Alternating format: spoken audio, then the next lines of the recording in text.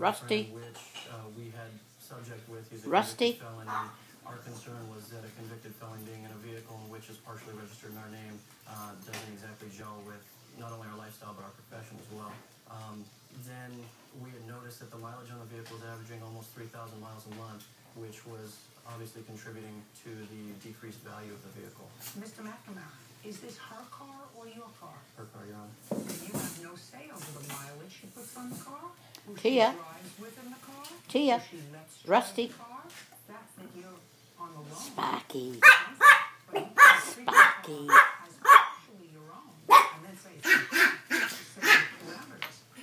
Tia. That's what the plaintiff. Anyway, at this point, Sparky. the review was over. Gigs.